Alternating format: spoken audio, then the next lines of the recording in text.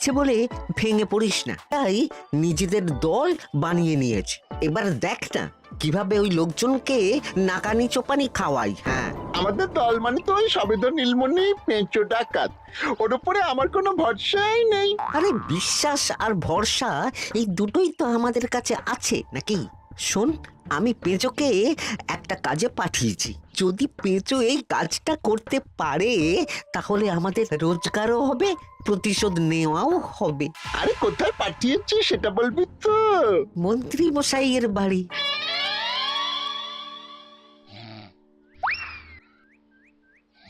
এই তো সুযোগ, একদম পরিষ্কার হাতটা দেখা যাচ্ছে। এবার আমার শিল্পী হাতের কাজটা দেখাই।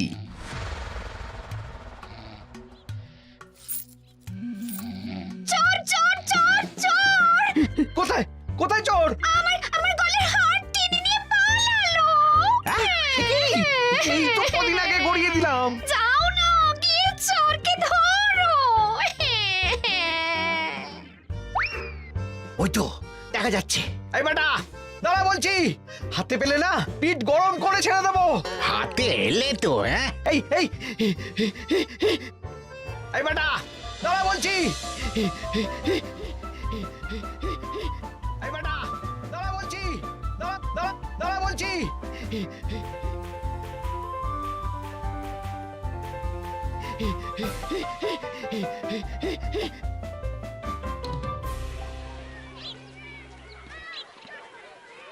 দুপুরে একটু খেয়ে ঘুমোবো তার জন্যই। দাদু খেলতে চলো খেলতে চলো। কি দাদু, প্রস্তুত তো? হ্যাঁ হ্যাঁ, প্রস্তুত প্রস্তুত।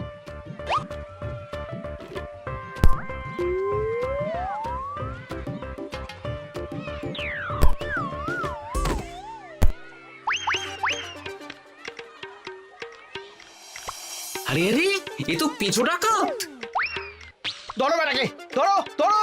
আমার গিন্নির গয়না চুরি করে পালাচ্ছিল, ওর ট্যাকেই পাওয়া যাবে। ধরো।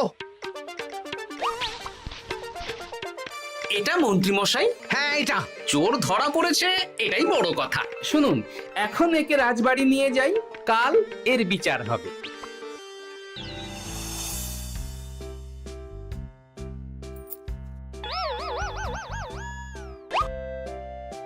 এতদিন গোপাল বুদ্ধি দিয়ে বাজিমাত করত, এবারে তো সাহসিকতার মাধ্যমে ভয়কে জয় করে পেঁচো ডাকাতকে ধরেছে। মানছি যে গোপাল আমার গিন্নির হার ফিরিয়ে দিয়েছে। বল মেরে ডাকাত চোর আমিও ধরতে পারি, এটা এমন কোনো সাহসের কাজই না। ঠিক আছে গোপাল, তুমি কিছু বলতে চাও? হ্যাঁ, বলতে চাই মহারাজ, আমি এই কৃতিত্বের ভাগীদার একা হতে চাই না। কারণ ন্যাপলা বলটা করেছিল বলেই আমি চালিয়ে খেলেছিলাম, আর ওই বল সোজা গিয়ে পড়ে পেঁচোর মাথায়। আর পেঁচু ডাকাত অক্কা যায়। এই তো সাহসিকতা, তুমি তো ওখান থেকে ভয়ে পালিয়ে যাওনি। আমি আবার বলছি, তোমার মতো সাহসী লোক যতদিন কৃষ্ণনগরে আছে ততদিন আমি নিশ্চিন্ত।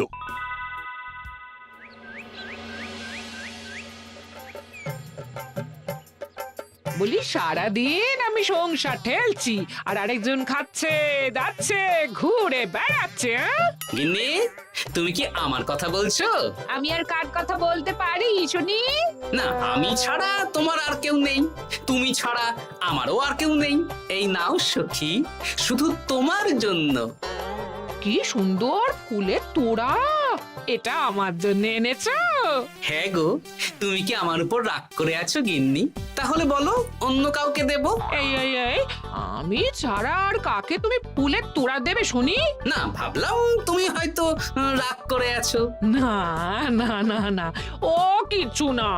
এই তো বাইরে গরম না, এই তুমি বসো বসো, আমি শরবত করে দিচ্ছি।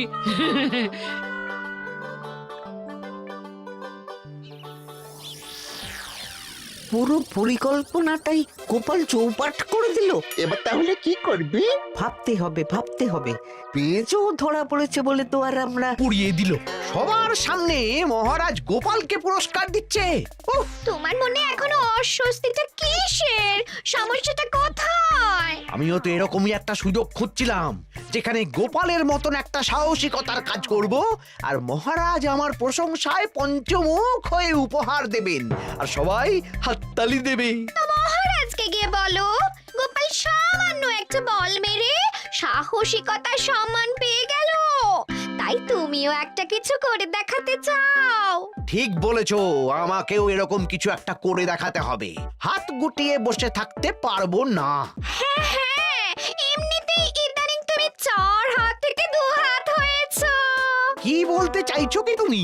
আসলে এতদিন তোমার আরো 2টো হাত বটা আর ঘটা তোমার সাথে তালে তাল মিলিয়ে কাজ করতো, এখন তো ওরাও নেই।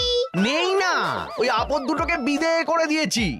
দিন দিন লোভ বাড়ছিল, জীব লম্বা হয়ে যাচ্ছিল।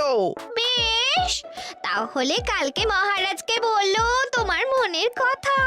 কালকেই বলবো।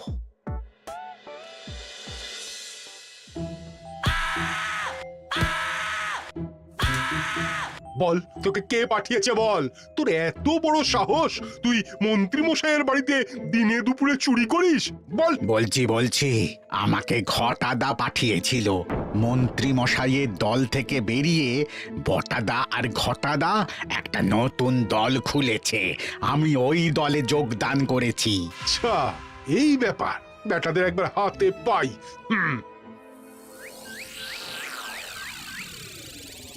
বটা বটা আমাদের খুব সাবধানে থাকতে হবে কিন্তু। কেন রে, কি হলো?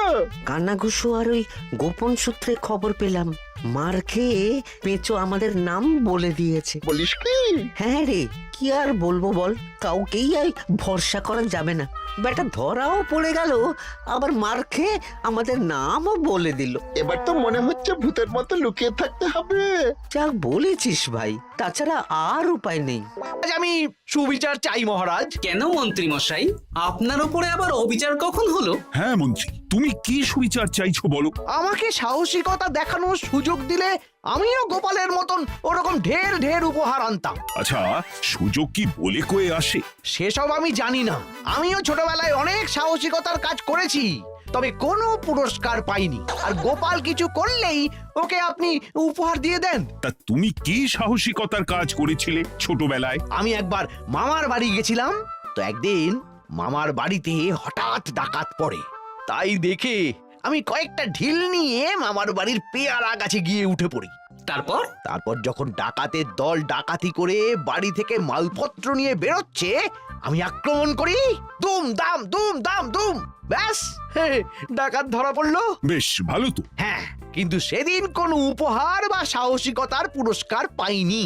পুরস্কার দিতে হলে আমাকেও দিতে হবে, কারণ আমি প্রথম পেঁচো ডাকাতকে ধাওয়া করেছিলাম। যদি না উপহার পাই তাহলে আমি ঝামেলা করব। কিন্তু হঠাৎ করে কোনো কৃতিত্ব ছাড়া তো আর কাউকে সাহসিকতার পুরস্কার দেওয়া যায় না।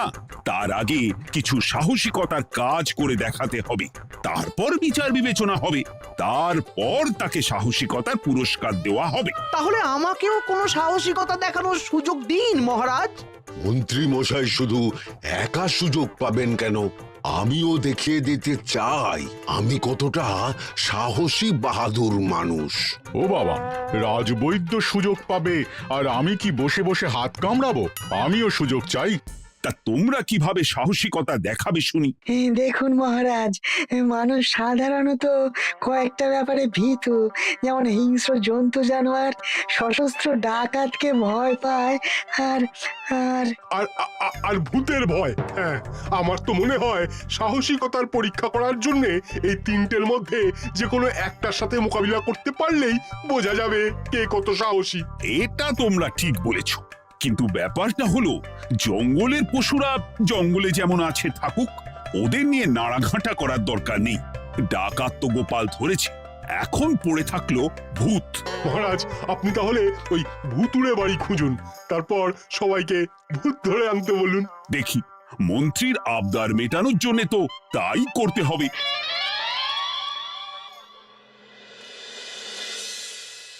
আজকে এটা কি রান্না করেছো বলো তো? ছোলা আর আলু দিয়ে তরকারি, ঝটপট খাবারটা খেয়ে নাও তো দেখি। হ্যাঁ, আচ্ছা, ছোলা আলুর তরকারি দিয়ে শুকনো রুটি খাওয়া যায়? হ্যাঁ, বেশি বায়না না করে যা রান্না হয়েছে তা খাও তো বাপু, খেয়ে গায়ের শক্তি বাড়াও। কদিন পরে তো ভূতের সাথে লড়াই করতে হতে পারে। হ্যাঁ, ধুর ভূত, ওসব ভূত প্রেতে আমি ভয় পাই না, বুঝলে?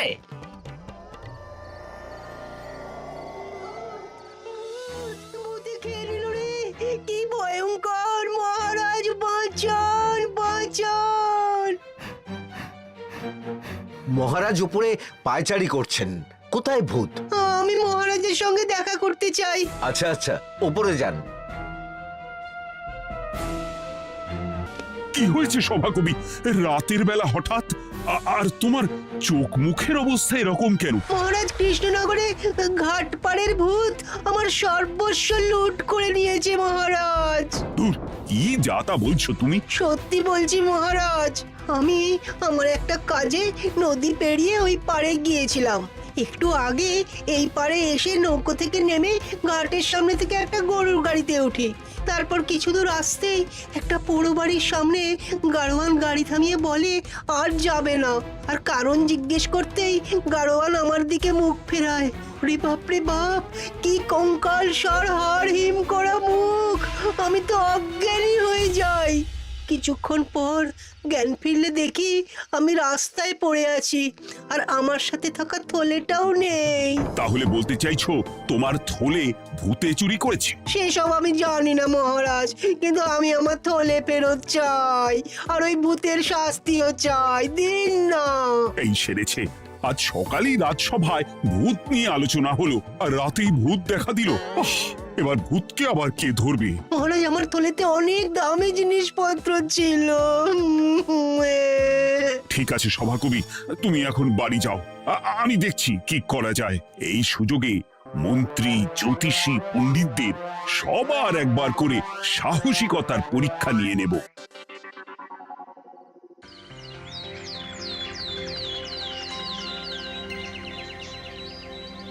এই তো তোমরা সবাই চলে এসেছো। মহারাজ, আমার মনে হচ্ছে আপনি কোনো কথা বলার জন্য উদ্গ্রীব হয়ে আছেন। গতকাল আমার সব লুট করে নিয়েছে ভূত। কোথায় কোথায় ভূত? সভাকবি, কোথায় ভূত? মন্ত্রী মশাই, বাড়িতে গিয়ে আয়নার সামনে নিজের মুখটা দেখুন, দেখতে পাবেন। গোপাল, খুব খারাপ হয়ে যাচ্ছে কিন্তু। ওসব খারাপ ভালো পরে হবে। আর মন্ত্রী, বৈদ্য, জ্যোতিষী, তোমরা কালকে বলছিলে না তোমরাও সাহসিকতা দেখানোর সুযোগ চাও? তাই ভূত ধরে দেখাতে পারলেই তোমাদের আমি পুরস্কৃত করব। কিন্তু মহারাজ, ভূত কোথায় পাওয়া যাবে? গতকাল রাতে ঘাট পাড়ি এক গাড়োয়ানের গরুর গাড়িতে চাপতেই তোমরা ভূত দেখতে পাবে। প্রথমে মন্ত্রী, বৈদ্য, জ্যোতিষী, তোমরা চেষ্টা করে দেখো। যদি ভূত ধরতে না পারো তখন গোপাল যাবে, আর যে বা যারা ভূত ধরে আনতে পারবে তাকে বা তাদেরকেই আমি পুরস্কার দেব। আমার কারো সাহায্য লাগবে না মহারাজ, কিন্তু আপনি এত করে যখন বলছেন, না হয় বৈদ্য আর জ্যোতিষীকে নিয়েই যাব। দেখবেন আমরাই ভূত ধরে আনবো। আমরা বীর, আমরা সাহসী। ওসব ভূত ধরা গোপালের কম্য নয়।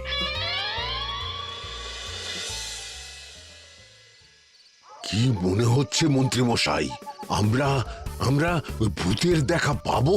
আমার কিন্তু হালকা হালকা ভয় করছে, যদি কিছু সর্বনাশ হয়ে যায়। আরে এসব ভূত প্রেত কিচ্ছু নেই। এত ভয় পেলে চলবে না রাজবৈদ্য মশাই। ভূত ধরতে পারলেই পুরস্কার। শুধু ভগবানের নাম গান করুন। ওই তো একটা গরুর গাড়ি দেখা যাচ্ছে। মহারাজ তার মানে এর কথাই বলছিল। হ্যাঁ, আর তো অন্য কোনো গরুর গাড়ি দেখতেও পাচ্ছি না। এই যে ভায়া, কৃষ্ণনগর রাজবাড়ি যাবে? হ্যাঁ যাব, দুমোহর লাগবে কিন্তু। দুমোহর একটু কম করুন না। আচ্ছা ঠিক আছে, তিনজনে এক মোহর দেবেন, আর কমাবো না। তাড়াতাড়ি বসুন।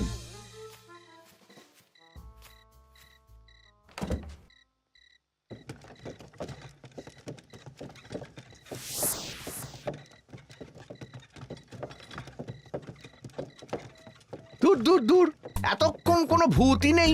সভাকবি যে কি দেখে ভয় পেয়েছে কে জানে। অকারণে এক মোহর লোকসান। সত্যি আমরা অকারণে সাহসিকতার পরীক্ষা দিতে এলাম।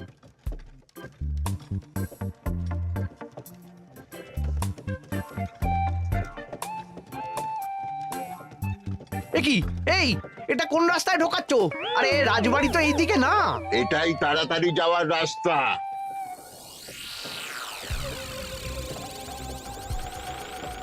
গাড়ি আর যাবে না। যাবে না মানে? আমরা তো রাজবাড়ি অবধি যাব।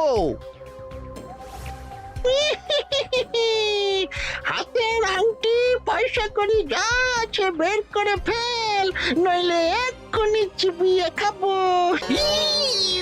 ওরে বাবা, ভূত ভূত পালাও! পালিয়ে যাবে কোথায়? আজ তোদের চিবিয়ে খাবো। ও ঠাকুর, বাঁচাও বাঁচাও ভগবান, বাঁচাও! মহারাজ মহারাজ, আমাদের লুট করে নিল, ভূত আমাদের সর্বনাশ করে দিল, বাঁচান! তার মানে তোমরা তিনজন মিলেও ভূত ধরতে পারোনি? ছি ছি ছি ছি ছি। এই তোমাদের সাহস! আমরা কি করে জানবো মহারাজ যে আসল ভূত আছে? গোপাল, ব্যাপারটা কিন্তু খুবই সমস্যার। এরকম পর পর রাতে দুটো ভুতুড়ে ঘটনা হলো। তুমি দেখো না, যদি কিছু করতে পারো। আচ্ছা মহারাজ, দেখছি।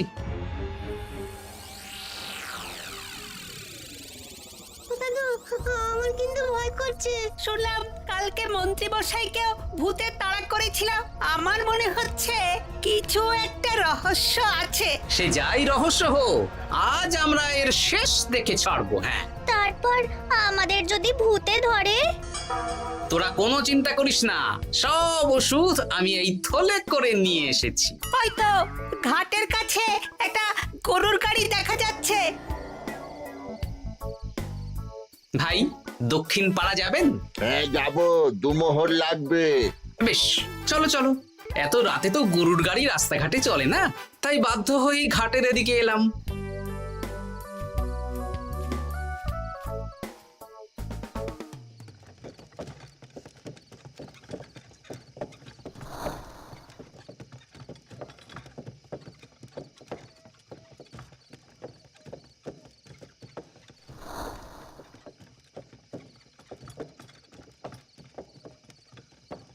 আচ্ছা, অন্য গলিতে নিয়ে আমাদের ভয় দেখানোর মতলব? হ্যাঁ, ঠিক আছে, এগুলো চুপি চুপি চাপিয়ে নে, আমিও পড়ছি।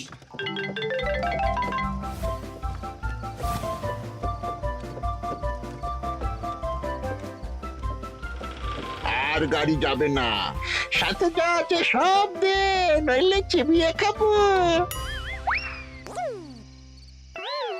তুই কে রে? তোকে সব দেব? ভূত বাঁচাও বাঁচাও! তুই কি ভেবেছিস?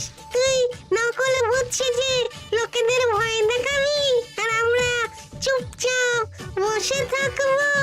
তোর পাপের ঘোড়া পূর্ণ হয়েছে, আজ কেউ তোকে বাঁচাতে পারবে না। এবার মজা সামলা। চলে গেল রে, চলে গেল রে, সাড়ে ছয় চলে গেল। কি চুল করছিস ঘরটা? তুই আয়। চলে গেল রে, চলে গেল রে, সাড়ে ছয় চলে গেল। এই, ঘটাকে ডাকছিস মানে? তুই মানুষ বটা। ওরে বাবা রে, বাঁচা! তোদের ধরে নিয়ে যাব, কাল সকালে বিচার হবে।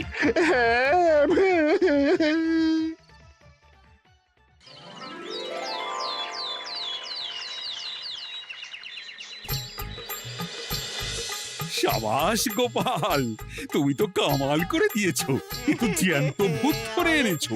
আমি তো এদেরকে খুঁজছিলাম। হ্যাঁ, এরাই তো পেঁচোকে পাঠিয়েছিল মন্ত্রী মশাইয়ের বাড়ি চুরি করতে।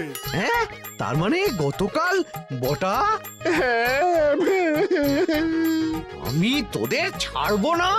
সত্যি গোপাল, এবারেও তুমি বাজিমাত করে দিলে। আচ্ছা, তুমি একটু ভয় না পেয়ে এদের ধরলে কি করে? যখনই শুনলাম ভূত জিনিসপত্র সোনাদানা লুট করছে, তখনই বুঝতে পারলাম এটা ভূত না, মানুষ। তাই কাঁটা দিয়ে কাঁটা তোলার জন্য আমি আর আমার নাতি নাতনিরা ভূত সেজেই মানুষরূপী ভূতকে জব্দ করলাম। সত্যি গোপাল, তুমি সাহসী বীর পুরুষ। তোমার সাহসের কাছে বাকিরা তো নস্যি।